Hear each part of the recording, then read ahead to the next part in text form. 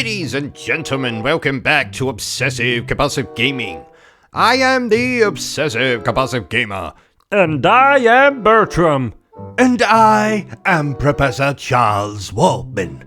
And this is our review for Iron Man 2, the video game. Iron Man 2 originally released in 2011. A year I remember fondly as the year I first played such fantastic video games as Metal Gear Solid Peace Walker, Bayonetta, and Super Mario Galaxy 2. It was also the year I had the misfortune of seeing the Iron Man 2 movie.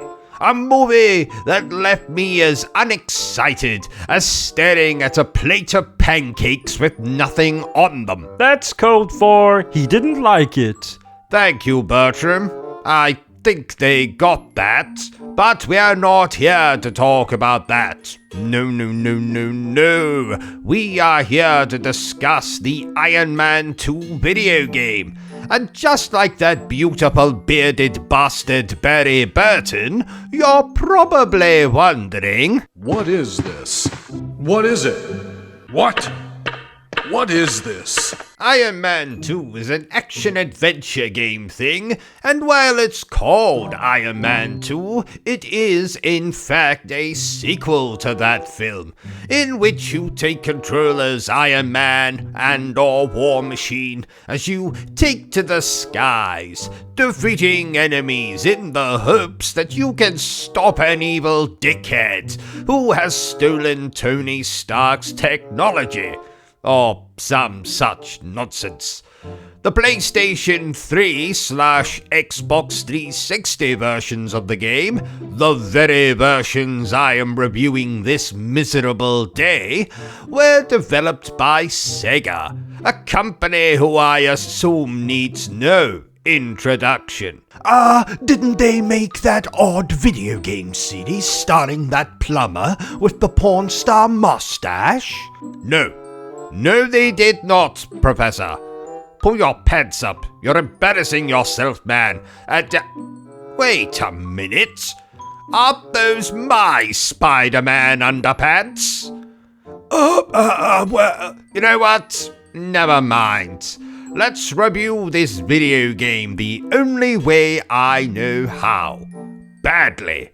And let's start with what I liked about Iron Man 2. Oh, speaking of things I like it when you subscribe to the channel, so do that for me, dear viewer. Doing so will allow me to live out my lifelong dream of having 1,139 subscribers. The first thing I simply must commend Iron Man 2 for is choosing not to adapt one of my least favorite Marvel sequels, and instead feature its own unique storyline. Yes, it's still the same old save the world bollocks that all of these stories are, but still.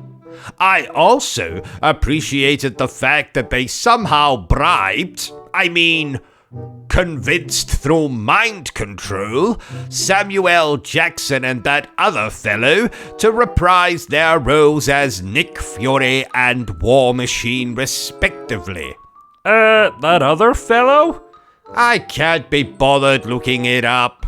Speaking of War Machine, it is nice that you can choose to play as him as well as Iron Man. Granted, both of them control the same, but they do have different weapons, and that's always nice. There's also stages where you'll play as both characters.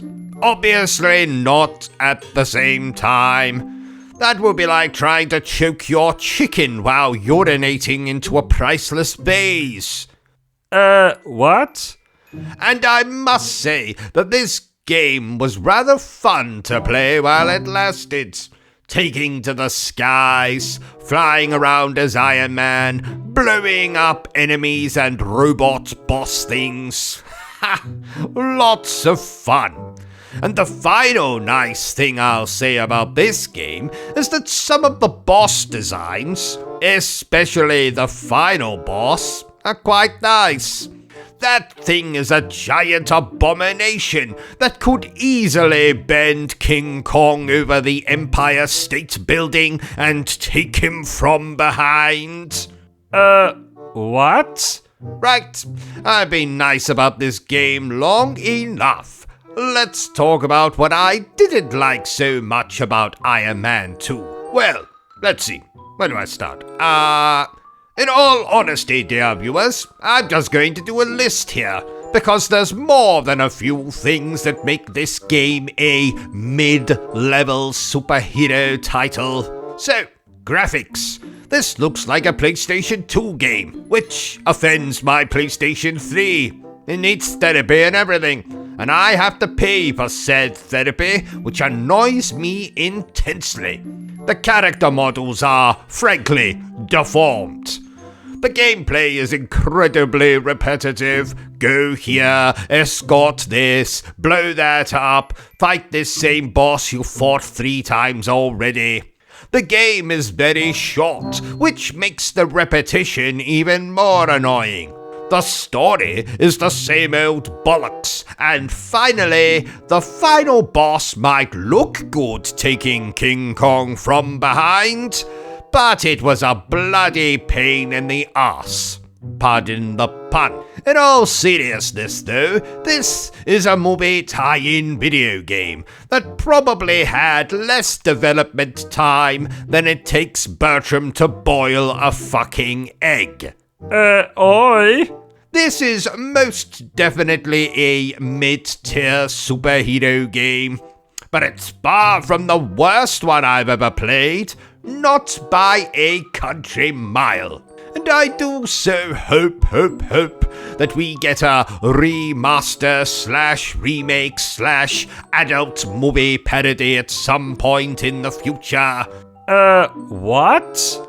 Therefore, I declare that Iron Man 2, the video game, is splendid.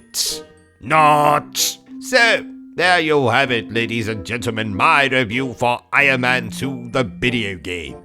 If you enjoyed this little review of mine, don't forget to give me a thumbs up. If you haven't enjoyed it, well then feel free to give me a thumbs down. But please remember the single most important thing I always tell you, dear viewer, and that is to always stay obsessed with gaming. Say goodbye, Bertram. Goodbye, Bertram.